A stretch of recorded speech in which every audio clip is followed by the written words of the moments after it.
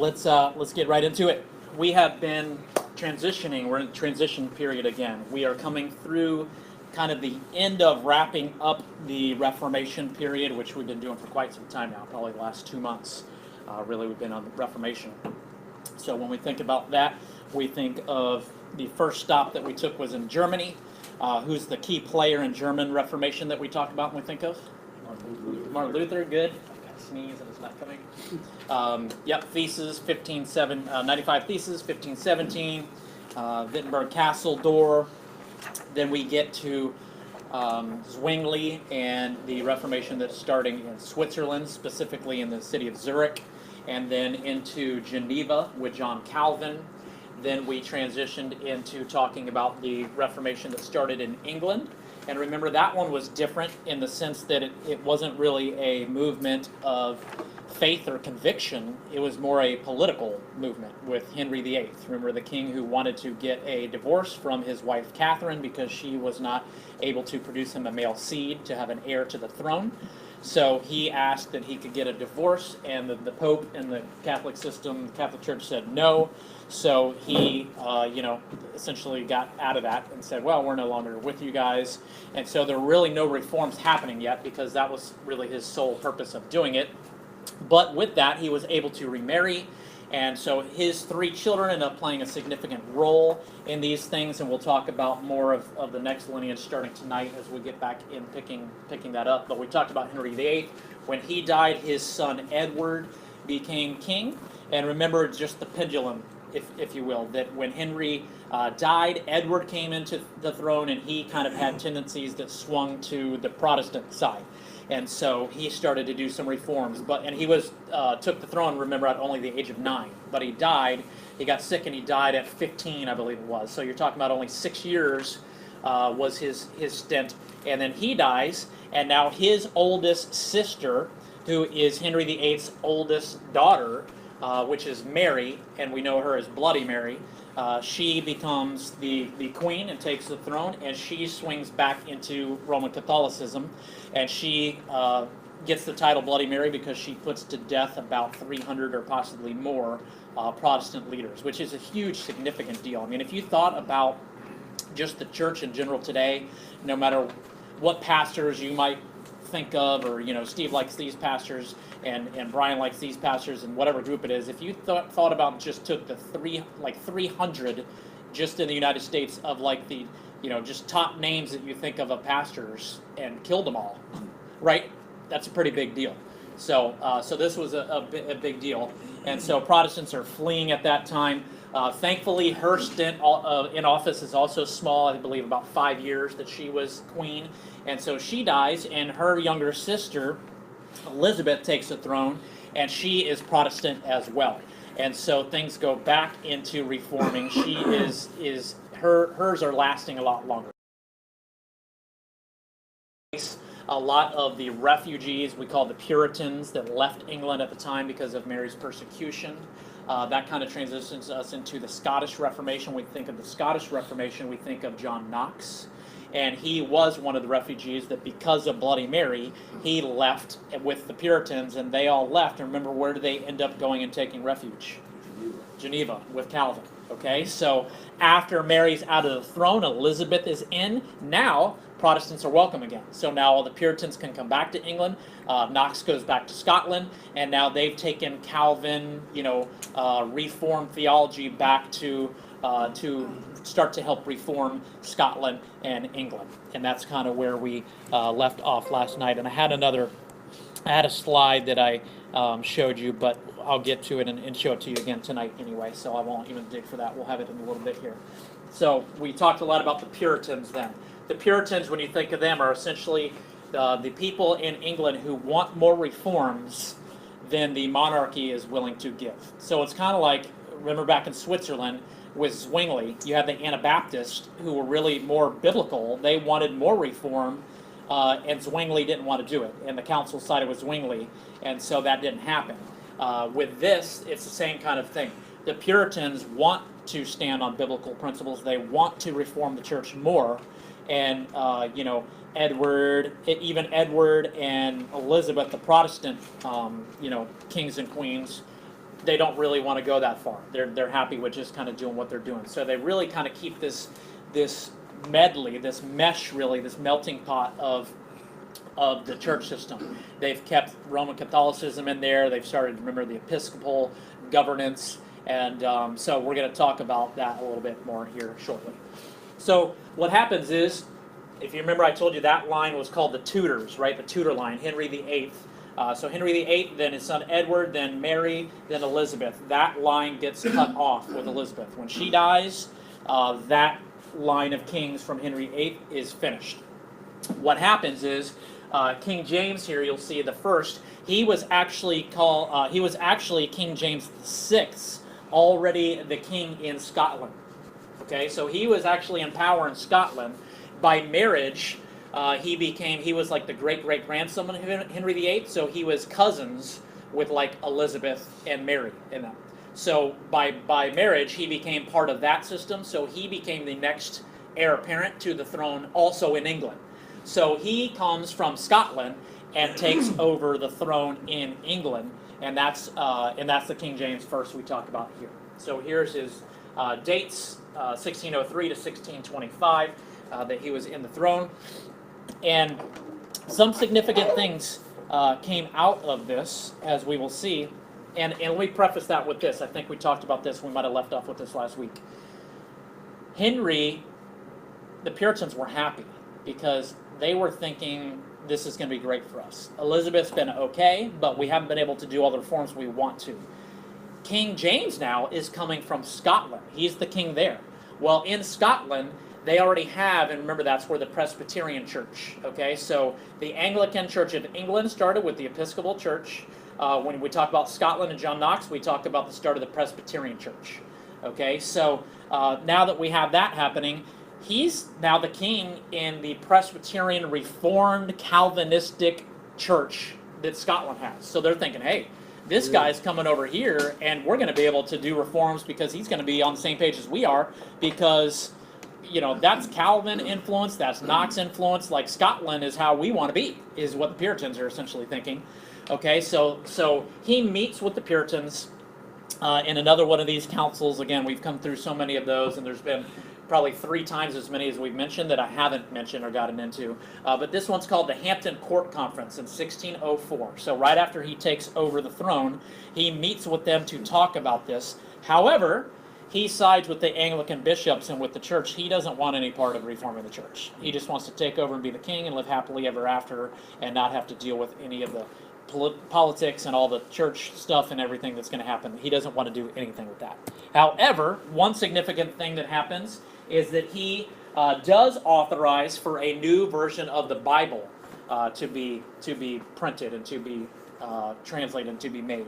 That's important, because now when you hear, and you'll still hear people today, and probably, Pete, you could probably answer to this too, people in England or the Church of England and everything, that's what they don't actually call it the King James Version, they call it the Authorized Version. They call it the Authorized Bible, because it was that, remember the church and state thing, this is different for us to think. The church and the state were so one and unified that, remember, when you were a heretic in the church, you were a traitor in the state, and you could be imprisoned, you could be executed, and so that was a big deal. You couldn't go against the church. You had to say, yeah, I'm part of the church, or you had to leave town and get out to try to save your own neck. So when this happens, there are people that are authorized to preach and teach, like in the Roman Catholic system. Their clergy, their bishops, their priests, those are the only ones that can preach and teach. If others are doing it, they again can be executed, they can be imprisoned, and those kinds of things.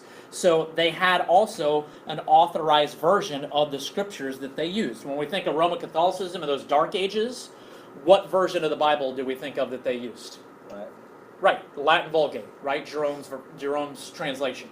Okay, so then we know now we're in the Reformation, all these Bibles are being put out in other languages and things, but they still hung to this kind of thing. And so they had, at that time, the Bishop's Bible is what it was called, was the authorized Bible at that time. The Puritans didn't like the Bishop's Bible because a lot of the footnotes and notes and things in it were not reflective of some of their doctrinal beliefs and things like that. So most of England did not like the Bishop's Bible. So they complain about that, and that is the one kind of little victory that they get in this, is that King James says, we can have a new authorized version of the scriptures, and so that is where we get the King James Bible. Okay, so yes, sir. From that time till now, has it changed at all? Also, has it stayed as the authorized King James version? Of English? No, sure. They're allowed to have different Bibles and everything now. That stuff obviously changed over the centuries, and over the years as we became, more tolerant. And I mean tolerant in a good way in that sense, because, you were allowed to have freedoms eventually. It just wasn't yet. And so the 1611 is when that actually happens. So we're talking about 1604 with this council. So about 7 years it takes for them to come up with this version. And so again, the 1611, the King James Bible is, the most published, the most sold, the most highest sold book and published book in the history of books. So it's a significant, obviously, thing in what they did. So he authorizes the new translation. Who then translated it? It's obviously not going to be the same as the bishop's doctrine, Right. Bishop's Bible doctrine. So is it the Puritans that wrote it? Well, that's a great question, and that I don't actually know off the top of my head. I really didn't look into that too much. Maybe I should have, and Steve can maybe Google it real quick. But sure, a lot of the leaders would have been part of that, the scholars of the day. If you think about even in the way that Martin Luther and Erasmus and some of the scholars at the time, they still did the same thing where they brought together, and that's why the King James is still held as one of the highest. I would probably put the NASB above it, but King James is right there, 1A, 1B, as far as closest to the original text. Like it's the best translation, of all the Bibles, except for maybe the NASB. The New American Standard Version, I would say, is probably number 1. King James is certainly 1B or 2. So it's still, they did such a good work of bringing all the texts that they had and making a very critical translation. That it is, as close as word for word translation as we have is King James and the NASB. So yeah, they did an excellent job, and that's why it's so popular and why it works so well. Obviously, disregarding the things that we would talk about today, like these and thous and that, use and the way that the language is. So we understand that that's hard in our day to read, but that's how they spoke, so it made perfect sense. So, but it also doesn't. That's not a translation issue. That's just a language issue. That's how English was. English wasn't how we talk now. It was thee and thou and mayest I goest, and it was all those things. So the American Standard Version is very that way. Jehovah and all that. The American Standard Version is very sure. Well, the NASB, the New American Standard Bible, is that's what they do. Is they essentially change these to use and all that stuff. That significantly or that specifically is really all they do. The New King James is a similar thing. Yeah. So 47 scholars under the supervision of the Archbishop of Canterbury, the ones who did it, and it was done in separate groups in Westminster, Oxford, and Cambridge. Thank you. And I did know that. It's just been a while because that was in my course when I took it. And again, you can't remember all these things. Yeah, now I remember what you're talking about. They had 3 colleges, 3 places where the scholars of all of them did them individually and independently, and then they brought them all together to collaborate and to compare. It was by far the most extensive, by any means, translation committee and things that had ever been done, and still. So. 47, huh? Crazy. Yeah, and the 3, prestigious scholastic schools. Yeah. They're still the same. They're still the top schools. Oh yeah, exactly. Good. Which will be mostly Protestant. Sure. Catholic Church probably didn't have anything to do with those scholars. No, because remember they're breaking free from all that. They don't want any Catholic influence on any of it. So they're still in the Latin Vulgate. That's what they're at your church. They're still Latin Vulgate. But again, that really kind of became the Roman Catholic version. Because of the Dark Ages, they claim that as their version. And remember, it had the Apocrypha in it, which they claim is inspired, and which Protestants don't.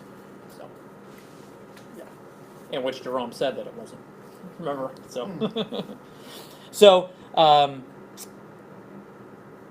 we're going to see that persecution will amp up again against the Puritans because they again want more reforms, and it's not really going to happen. And I know, I've kind of spoiled the ending a little bit for you already, and telling you what's going to happen. That obviously this is going to lead to the Puritans leaving England, and we'll get into that more here later, and leaving for the New World.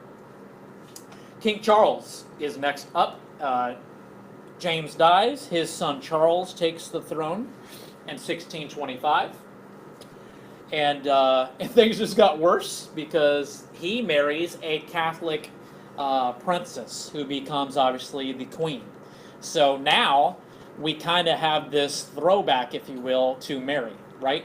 Bloody Mary was the last Roman Catholic queen that they had, and that didn't go very well. And so the Puritans, a lot of them had to flee. A lot of them do leave at that time, but there's going to be a bigger mass exodus coming soon, and that we'll talk about in a few moments.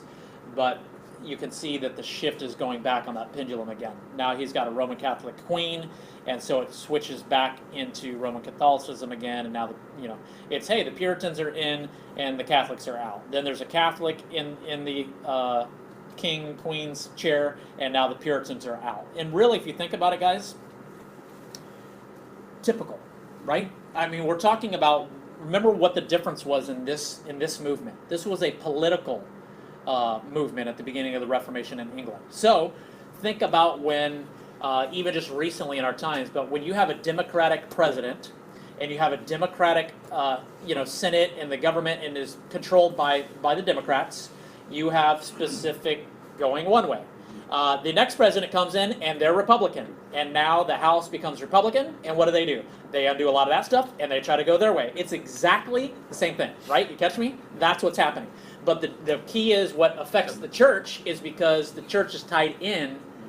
You know what I mean? Like say if for us, if we had to be tied in, then we'd have to be liberal and change our church every time the Democrat came in. We could go conservative and do this every time Republican came in. They'd have to do that or be put in prison or be executed. So it's a big deal for them. Did you have a thought? Said we're getting there. Yeah, exactly. You get into political correctness jail. Yeah. And probably more, not too distant future, the real jail soon enough. Okay. Yeah. Good. So you can see, I think that's a pretty good analogy for our day and age. You can see how these things are just going to continue to happen because you're like, well, why doesn't somebody just stand up against it? Well, I mean, some of them did, but they were standing up and losing their lives and losing that fight until God wants to ultimately win that fight. Okay. Guy I want to mention here kind of quickly is Jacob Arminius. We've talked about him briefly before. A lot of you are familiar with him because of any kind of studies, or depending on your theology and especially the church that you're in. A lot of churches are what's called Arminius, or the Arminius theology versus we think of Arminius versus Calvin is essentially what's happened. And so you've got Calvinism and Arminianism, and you go into most churches nowadays and you bring up these words, and you could have a big divisive discussion debate on your hands. But this is what happens, okay? So when we look at these things, we can say what we want, but when you go back to church history, and my claim is you go back to the scriptures, you can see clearly that one version of theology is articulated and is biblically accurate, and one is not. Jacob Arminius is from the Netherlands, and he opposes Calvin's view of soteriology. So you guys should know what soteriology means by now. What are we talking about when we say soteriology? What does that mean? Okay, good. It's the study or the doctrine of salvation. And in that, we don't mean that you're saved by grace alone, through faith alone, in Christ alone, because that is what we believe as the Christian doctrine, right? But we're talking about kind of the nuts and bolts of that, if you will. So especially when you go through Romans, which is very fresh on my mind, as we've been doing that for about the last 7 months in Sunday school here. We're in chapter 14, starting next Sunday. So you come through condemnation and justification and sanctification and election and predestination and all these things that make up salvation. Now there's a point of conversion, and God does that and it happens, but the workings and how that all happens is God's work, and that's what it looks like. But the difference here is Calvin, as we have articulated many times, says, let me start, it's easier to start with him, we're talking about him. So the Arminian view is men have free will. Men are essentially good. Just because Adam sinned, doesn't mean that we can't still have free will and we can't still choose good things. And that we are capable of choosing God and choosing to either follow him or to reject him. And that is a decision that we can make consciously as free will beings. Okay? On the other side of the coin, Calvin says that there is no such thing as free will, that there in fact is what Martin Luther wrote a book that was called Bondage of the Will. And so they would tie that to Romans 3 and back to Psalm 14 and other places where it says, none are good, no, not one, and no one seeks God, ever. Okay? No one seeks God, no one desires God, everybody desires to be God. So he would say that men are incapable of choosing God because we aren't free, and Romans in fact says that you weren't free. You were a slave to sin and to Satan before you were saved. And if you're saved, you're now a slave to Christ.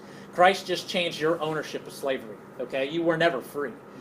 So in that, you can't choose God, that men is incapable of it, and that without God intervening, men would never choose God, and men would never be saved. That it's a work specifically and only and wholly of the Holy Spirit of God.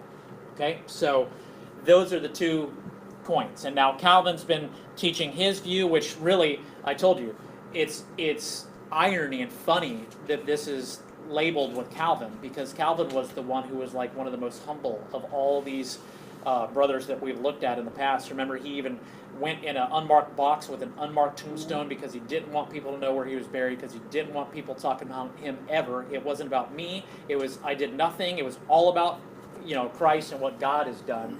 And now he's become this name that is so super divisive now and has this theological system named after him. And it's just funny because Calvin did not articulate that. And Calvin didn't come up with tulip and all these things that we'll talk about maybe some other time. But he actually, back in those times, they would say what Calvin said is, I am Augustinian. That's what he used to say.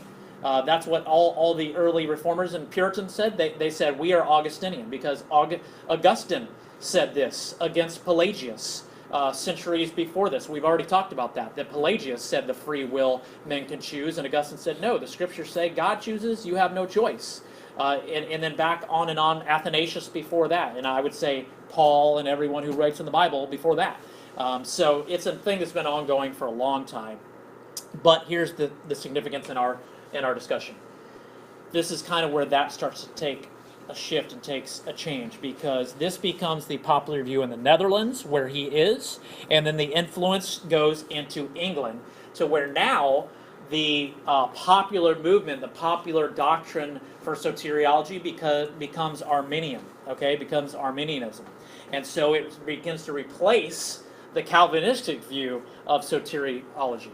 And so you'll see here that I put, this is the final straw, this is just the straw that broke the camel's back for the Puritans. Okay, because, why? I talked last week about this stool and kind of the 3 legs of the stool. And the 3 legs of the stool of the Anglican Church, the English Church, they have a Roman Catholic liturgy. Remember what that means. Liturgy is like your order of service, the way you do what they call Mass. So you sit, you stand, you say this prayer, you say this in Latin, you take communion, you do confession, you check off the box. You do this, and you must do it this way. And so they kept that in their church, so their system looked exactly like a Roman Catholic Church system. They also had the Episcopalian governance, which again mimicked Catholicism. Remember, they had vicars and priests and then archbishops and all the way up to the king or the queen. So you had this hierarchy system, just again like the Roman Catholic system. So there's 2 of your legs: Roman Catholic service, Episcopalian / Roman Catholic governance, and the 3rd leg was that they had a Calvinistic soteriology. So their theology was solid and Calvinistic. So the Puritans at least had the 1 leg.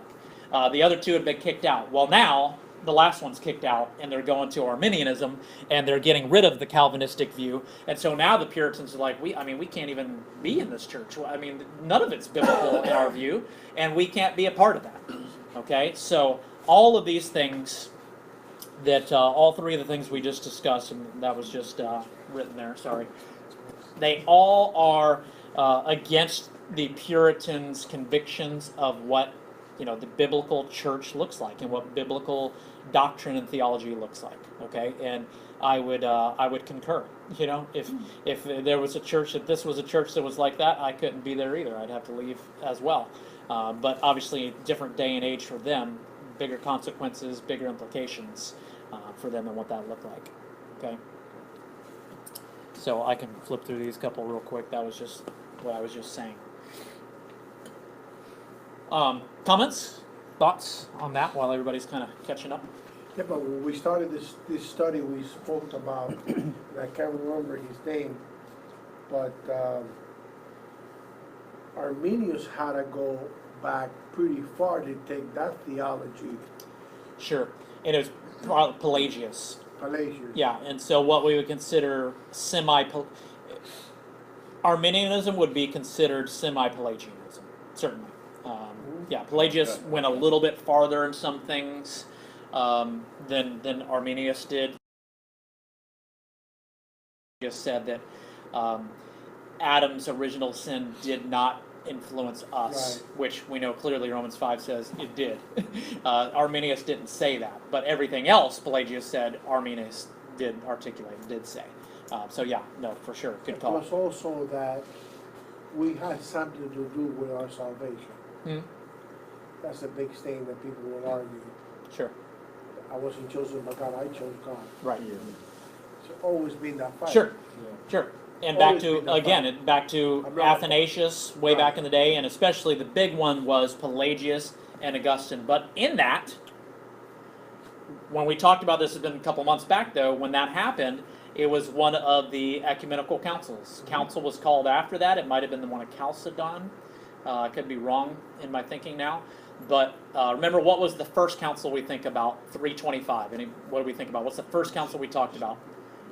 Council of Nicaea, 325, Constantine, right? And that's what changed, and the church persecution stopped. Remember all that because he supposedly converted to Christianity and all those things. But if you remember, one of the major points of the second or third council was that they had to come together. The first council was about the Trinity. What is the Orthodox view on the Trinity? And you had some saying, some other stuff, and you had people saying the Trinitarian view, in which the Orthodox Council, and church sided with that side. So, second or third council was exactly on Pelagianism or Augustinianism, which is Arminianism, Calvinism. So it's man chooses, God chooses. Correct. And the Orthodox view that the council chose overwhelmingly is God chooses. It's Augustine's view, it's Calvin's view, it's Luther's view, it's Spurgeon's view, it's on and on and on and on, okay? But obviously there's other scholars on the other side too. But a lot of the names that we're talking about specifically, that would have been the view. And we're talking about what year here? 1611-ish is where, we're in the early 17th century when this is happening. There's going to be what's called the Synod of Dort. And when we think of the Reformation, we think of 1517. That's an easy one to remember. So we just had the 500-year anniversary, 2 years ago. Well, this year marks actually the 400-year anniversary of the Synod of Dort, which actually was in 1618 and 1619. It went over into 2 years. So we actually have this year and next year is the 400-year mark on that. And the significance of the Synod of Dort is pertinent to what we're talking about. So follow me down the rabbit trail a little bit longer. Because of what you just said in that council, this is now a couple centuries later, same thing happens. So because of these opposing views of Arminianism and Calvinism, men chooses or God chooses, Synod of Dort comes together in 1618 and 1619 to side on what is the Orthodox view of this again. And again, they go with Calvin and they go with Augustine, that it's the biblical view that the Orthodox Church has always believed and taught. So, we look at it today and we say, well, you can do what you want and blah, blah, blah, but we had a council 400 years ago, and, a couple hundred years before that, it just continues to go on.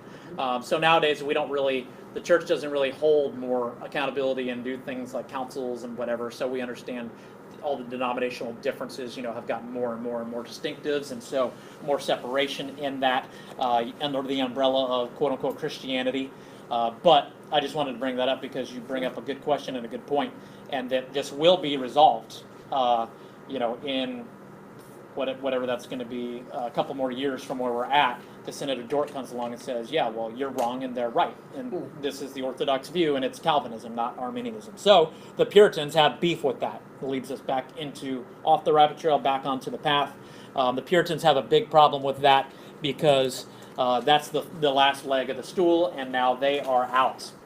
So again, we will get to the timeline picture here again. I think that'll help again, but tens of thousands, okay, upwards of 20 to 30,000 Puritans flee from England and head to New England, or head to the New World, which they're going to call New England, and we'll get into that a little bit more here shortly, probably tonight, okay, which is going to be known as the Great Migration, which we understand because they're leaving.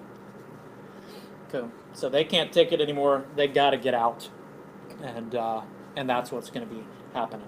And actually, there's the number and there's the name of it. So they established Massachusetts Bay, and really this is the second wave of Puritans that come over. There's already been a wave, and this, I think the timeline will help us a little bit more. So maybe I'll pause on that. This is the second wave of Puritans that go. They established Massachusetts Bay because the first wave had come before that, which was actually the Mayflower, right? Think back to your history lessons in school.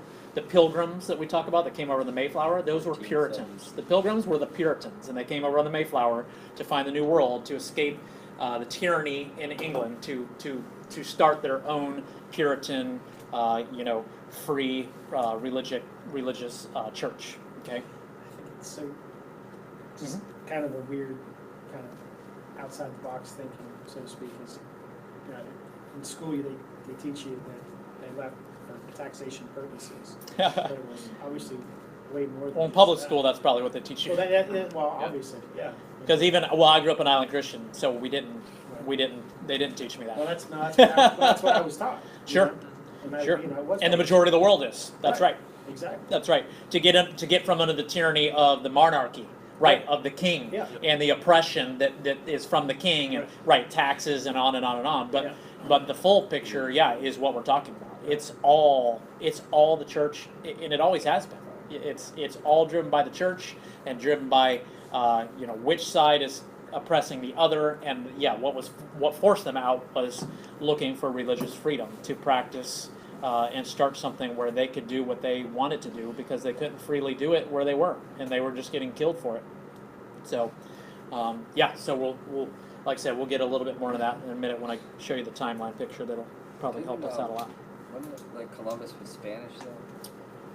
Yeah, and so and that was the King of England to get funding. And you're thinking like 1492, right, Columbus? So that would have been before this. There's been certainly other explorers and other trips coming over there. That's what's happening. This is the time period that's starting to happen. These are the main ones coming from England now, because again, the Puritans are the Pilgrims. The Pilgrims are the Puritans, which are, when we think of Puritan, just think of your conservative Christian Reformed church. That's who we're talking about.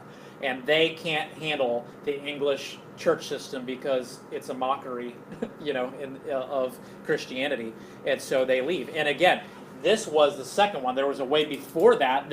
So the Pilgrims on the Mayflower, the Puritans on the Mayflower, founded Plymouth Colony, right? That was the first one, Plymouth Colony. Then they come and they establish Massachusetts Bay Colony. Those two colonies are going to come together and form what state? Massachusetts. Okay, right. What's cool, a little island in the Bahamas, the original settlers were Puritans in the 1600s. Oh, yeah. Seeking religious freedom. That's right. From England. Sure. They hit the devil's backbone, and then they did church. There's a cave there. It's actually where Dennis my boy just got married. Yeah. But it says in there who basically the church in this cave for over 100 years. It's really cool. It's really cool. But it goes back Way to cool. right. Yeah, to because that I mean, time. it's not like they had GPS and all the No. fancy stuff and the boats that you guys have. I mean, a lot of them went to different places, but we just obviously know. So the path that we're taking, obviously, in our discussion is we're getting now from the Church of England, from the Reformation, and all of Europe, and all the things we've been talking about. We're now transitioning into, the foundation of New England in America, in the United States, and getting into the Church of America. Right? We're getting now from the English Church there in Europe to the English Church here, and now moving forward, we're going to obviously be talking about getting into the modern American Church. Right? So that's kind of where we are. So we've crossed over some, historical biblical history with historical history. Okay, so we're kind of intertwined in that right now. So that's kind of what it looks like. We know about what year this mass migration was? Yeah, about 1630s. 1630. Yeah, that one that we were just talking about. The Great Migration. I'll get you a slide here in a minute that'll give you some dates and a timeline. So the Plymouth Colony one was the Mayflower, and the first one, that was like 1620. And then the Great Migration of the 30,000 was like 10 years later, 1630s. And we're going to talk about more of that, why, what that looked like exactly here in a few minutes. Because, think about it, the reason they were leaving was, again, this one, the Plymouth Colony was established about 10 years earlier, so that's what I'm saying, about 1620, the Mayflower, the first one, because the king at that time was King James. So they left because they weren't able to get the reforms and they weren't able to do what they wanted to do. So some of them, they just left, and they're like, well, we're out of here because you're not going to do what we want to do. So some of them left, and that was the first wave, and they found Plymouth Colony. Now, 10 years later in 1630-ish, that's when these others come to the throne, and the persecution starts to be worse. So many more of them leave and flee, and they go the same direction, and they end up over there as well. And like I said, the two colonies come together and form Massachusetts, and that's kind of where we're going to start with the birth of America. Okay, so let's look at what happened in that time, and then we'll get to the slide that I keep talking about, because I showed it last week to you, but we only had talked about half of it. So we'll talk about the other half tonight, and then we'll review and look at it, and it should make sense. That's 1641 to 1651. Pete talked about this last week. He called it the 10-Year War, right? So this is the English Civil War, which was about 10 years. Really, it was over in about 8 years, and we'll see why in a minute. But it definitely lasted a little bit longer, but it was essentially over before that. Because the wave that now leaves, that 20 to 30,000 in the Great Migration, they leave England to get away from the persecution that's happening. For the religious freedom, they leave. But all of them will leave. The ones that stay behind in England revolt against the monarchy system, and they start war against them. And so really, here's what it looks like, so I don't have to explain it. You can write while I'm doing it. Really what happens is, Pete brought to our attention when they started with the parliamentary system. So you have parliament system against the monarchy system. What are we talking about when we talk about monarchy? One sole person in authority, a king or a queen, versus parliament is more of the democratic approach. Okay, so there's a fight essentially between the Anglican Church, or the English Church that is there, with the monarchy. So you have the English Church and the king on one side, and on the other side you have the Puritans and the parliament system. See? So you have your conservative Christians that want democracy fighting against the English Roman Catholic Episcopal Church with the king. And so they're revolting against the king. Many of them leave, and many of them say, we're fighting, we're taking you down. Okay, so they're zealots. That's what's happening. They've kind of become zealots because they know they have to overthrow the government in order to change the church. See? Same kind of thing that Simon the Zealot thought with Jesus, and most of the disciples thought the same thing. Until the very end. John tells us in the very end that Jesus opened their minds to the scriptures, and they became saved as according to the gospel of what we say. You're saved and understand the gospels. And I know those of you who hear me and Jonathan and Brian preach every week, we're going through Mark, and that's what we're talking about. They're still not believers. They're not saved until like the very end. And that's when we see this huge change in them after that, and after Jesus ascends, because they've been saved and transformed now, but they don't get it. They think Jesus is coming, he's the Messiah, yes, but they think the Messiah is setting up his kingdom and his throne. That means we have to overthrow Rome to do that. Same thing they're thinking here. So if we want to change that, we got to go head to head with them and get them out. That's the only way this is going to happen. And so there is the English Civil War at this time. Now, the Puritans actually win. And so about, like I said, about 8 years in or so, you've got in 1649, Charles, who is the king at that time when this happens, okay, so Charles I, who we talked about, is now in, he's put into trial, and the Puritans are in control. So they're the ones that put him on trial. So obviously he is found guilty, and he is executed. Also, his family, his son Charles II, and all of the royal family are exiled in the Netherlands. So they are sent off into Dutchland, into the Netherlands, and so they give them the boot, and all the family is out after they take over and execute King Charles. Who executed him again? The Puritans did. Yep. So that parliamentary system that the Puritans are supporting and come alongside of, because there would have been many who just want the democratic way and they want to overthrow the king, but the Puritans were on that side, for the most part. Now there were Puritans that were, we'll see later too, that were still wanting Charles to stay in control. So again, it's just like anything. You have conservative Christians that are voting Democrat and Republican, right? So you've got, and you would think as a conservative, you think, how can a Christian vote Democratic, right? But there still are those that do. Same thing with this. So there are Puritans on both sides of this thing. But the side with Parliament wins. And we're going to see it's only for a small time. Okay, it's only for a small time. As alluded to by Pete when he told you it was a 10-year war. And the war was over, and they were putting in their changes over that next 10 years. Okay, so for that 10-year period of that war, 1641 to 1651, they're implementing their changes because they have won enough that they are doing this, and they execute the king, and so they take over. We have a Puritan who takes charge. Really, it's kind of like, it's not a monarchical system. It's kind of like it's like a dictatorship almost. It's called the Protectorate, actually, because Oliver Cromwell is a Puritan who they elect to put in authority, to put in power. And again, it's called actually the Protectorate because he is called to be the protector of the church and the protector of the reforms that they are doing. So it wasn't a dictatorship. That's why I don't want to really use that word, because we think of dictatorship, we think of what? We think of like, Cuba. We think of, we think of just tyranny and just all kinds of bad things with dictatorship, which rightfully so, as human history has shown. So that's not this. This Cromwell guy was not ruling with like a, an iron fist or anything. He was a very humble leader. Sure, he had his issues. He was a man, but he wasn't. They didn't take over so he could be like, I'm the king now. It wasn't like that.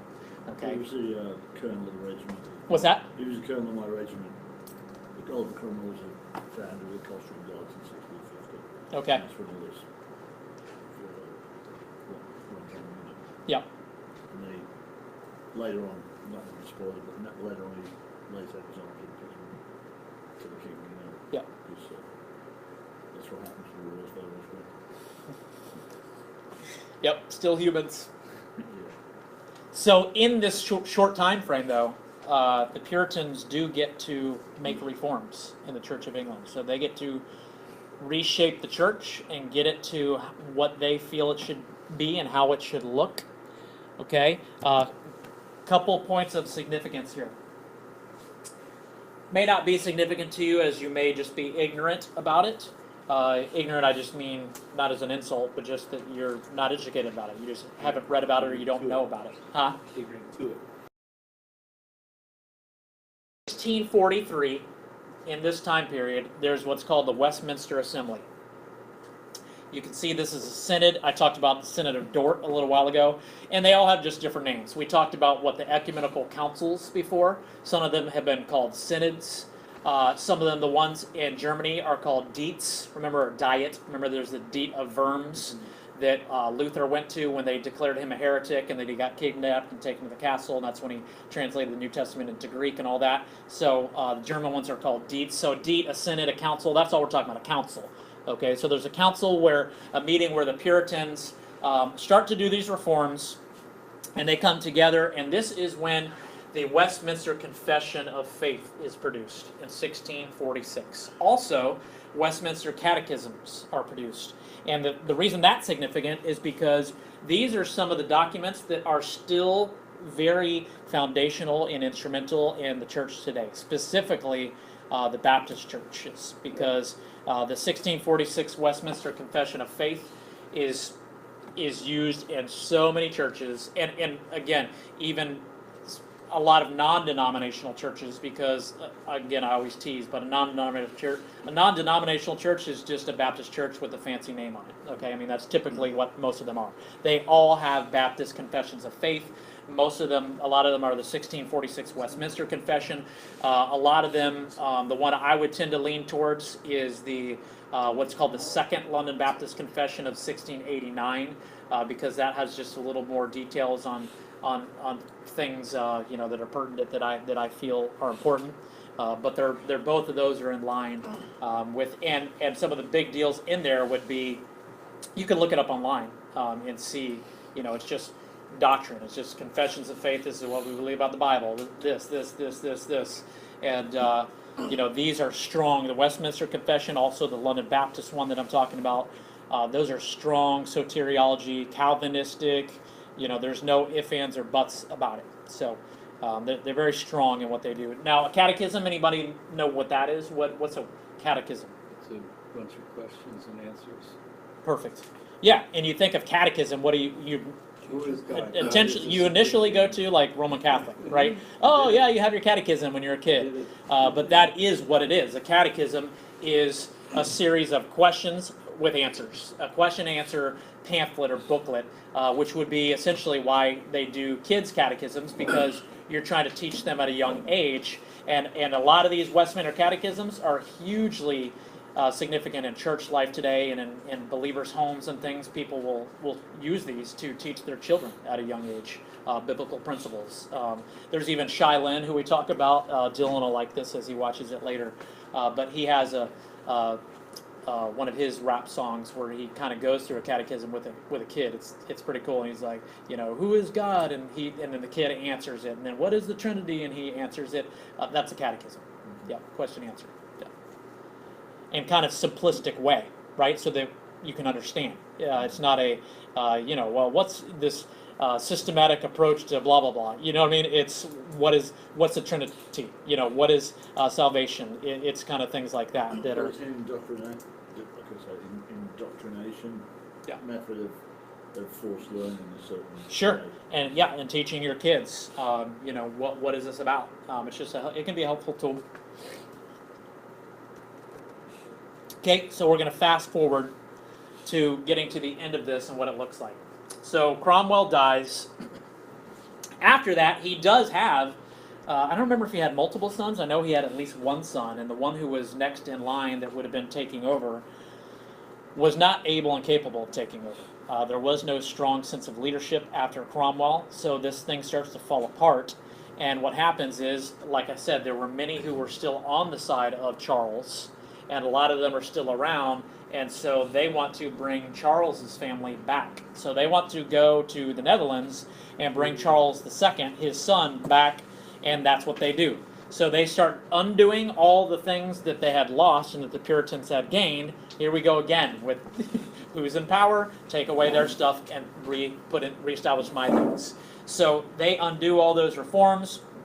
Charles II takes back the throne, and you can imagine that Charles undoes what they did. You can imagine Charles' feelings and how he is, not fond of the Puritans, not fond of what's happened since, essentially 10 years before this.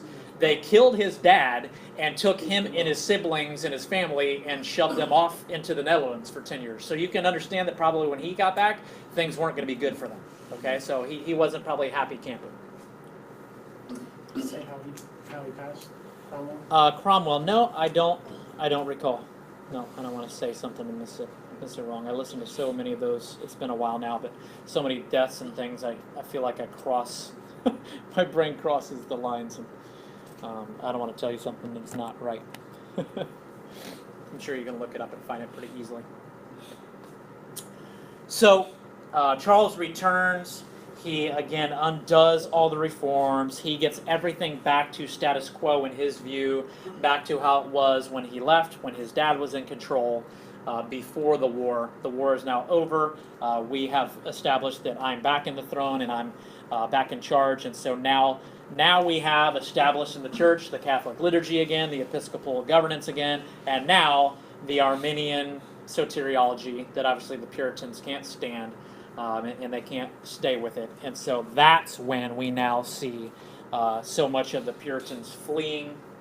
But obviously, because of what we just stated with Charles, the Puritans are going to be, under persecution, and they're not going to be held in any type of regard. So the pastors, the Puritan pastors, are now not authorized. Remember, I explained that to you already with the authorized version, those who are authorized to preach.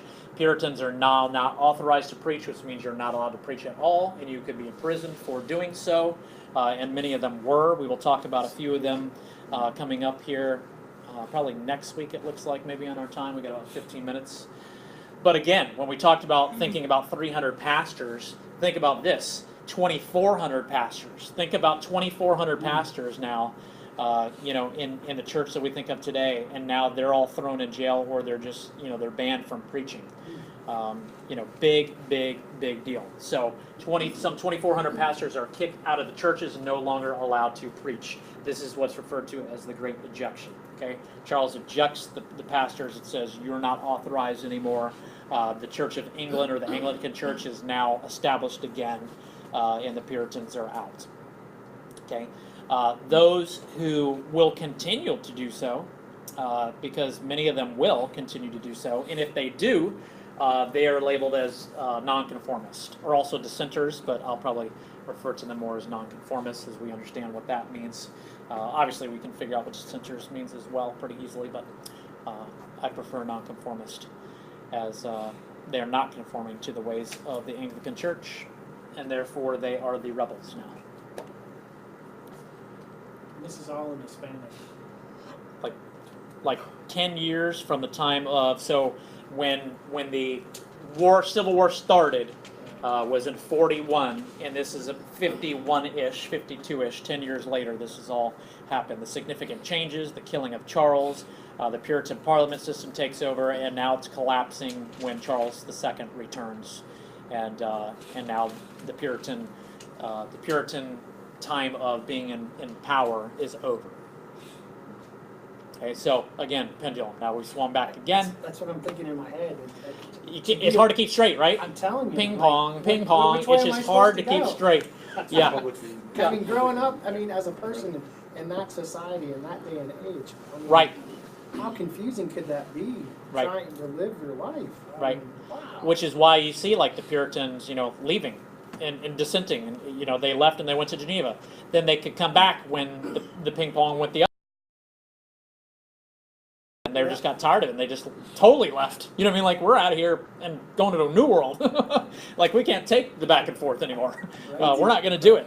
And obviously, they kept battling and battling and battling, and they just kept feeling like, well, 2 steps forward, 3 steps back. We'd win, we'd lose. We'd win, we'd lose. And the loss of life and all the things that were happening, sure was a big deal.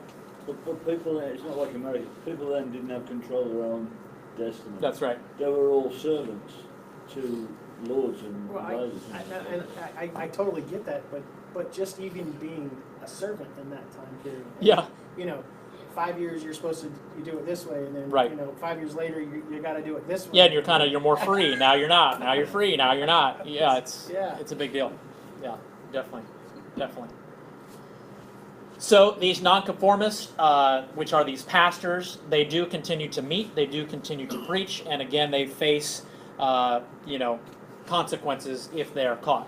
So kind of like the secret church, just like we have still all over the world today. Think of China, and other places where it's got to be secretive, or there are consequences and repercussions that will be paid. Okay, so here's what we talked about a little bit before, Sky, with the time frame. That first pilgrimage with the Mayflower was in 1620. Okay, and so that's when the first ones go over, and that was after Charles I takes over, and the Puritans just can't handle it. which is what this next slide says. I'll get you that, and then we'll have the timeline on the next one, which will help. So they can't take it anymore. They flee and they leave because they know the persecution is just going to get worse. And so in that next wave, you got 20 to 30,000 of them leaving in the 1630s, heading to New England, and the establishment of those two colonies. It's hard to comprehend how many ships that must have been. That's just Yeah, unbelievable. There was no trees left. fleets. You know, no doubt. It's crazy to think too, like the ones that stayed behind then revolted. Right. Like it's too bad they didn't revolt. And that's why I They figured- had 30,000 people still. Right. Sure, yeah, Right. yeah, yeah, yeah. And that's why I figured this might be helpful. Yeah, because there was the revolt, you know, after that. And so we've kind of talked past it and then come back to it, Yeah. past it and come back to it. And so hopefully this can be helpful because now we've gotten through, I think, all of it except the last 2 points So I maybe. think So you've got 1500 to 1700. We've already discussed. You've got Germany, 1517 with Calvin. You've got 1519 in Zurich with Zwingli. Excuse me, I said Calvin. I meant Luther in 1517. You've got Calvin after that in Geneva, also in Switzerland. So then we get now to, here's the ping pong match, right? We get to Henry VIII in the English head of the church, and he dies, and so now this is kind of our Catholic side of ping pong's up to Edward for the Protestant side, again for only a short time, for 6 years or so before ping pong's back to Bloody Mary. After her 5-year stint, pings back to Reform side, or the Protestant side with Elizabeth, and then we see Scottish Reform starting again with John Knox, okay, in the 1560s there, and then you'll see this kind of gap here from, you know, the late 16th century, almost mid 1500s to about 1700 is that time of the Puritans, you know, really kind of trying to find their way and trying to establish a church that they feel is biblical and all those things. So after the Scottish start of that, we see now that bloodline is over. The Tudors, which we taught, and then I think the James Charles line is called the Stuarts. Yeah. Might be right. I think they're the Stuarts. So King James becomes king. Remember that he was king in Scotland before that. So now this line takes over. Charles, then his son, that makes things worse, and that is essentially where we see the Great Migration, which is where the 20 to 30,000 leave, and then the ones who stay revolt, and that's where you've got your civil war in here. Okay, so it's got 42 to 49, but because that's essentially where the battle dates were and were finished. But we've got 1641 to 51 in there. So that ends with, remember, Charles II coming back to take over the throne again. And so then we will end up seeing King James II, which is actually Charles's brother. So Charles is James's son, and then Charles II is obviously Charles's the first son, but then he is going to die, and his younger brother, James II, is going to become king, and then we'll see the Glorious Revolution, which is going to be in 1688, so that brings us kind of to the end of the 17th century. And the Glorious Revolution is essentially the parliamentary system, right? It's essentially, okay, the monarchical system is over, and so this back and forth thing is going to end, and the kingship and the monarchy system is going to be over, and that's what they refer to as the Glorious Revolution of 1688, is now Parliament sets up in England, and that'll start the more democratic system of government moving forward. But they did it with the monarchy as well. They didn't do it without it, because the monarchy still, I know. you know, it's kind of really crazy. It is weird. It's like they blended the two. It was like they had the thought of doing it, but they couldn't let hold of tradition, and so they kind of do both. There's a guy called Black Rod, and he slams the door in front. Every time the Queen comes into Parliament, this guy Black Rod runs out, slams the door in her face, and then opens it again and lets her in. It's kind of mad. They still do it today. To show power of Parliament over the monarchy, but they're kind of working conjunction. Right. Exactly. Yep. Yep. Exactly right.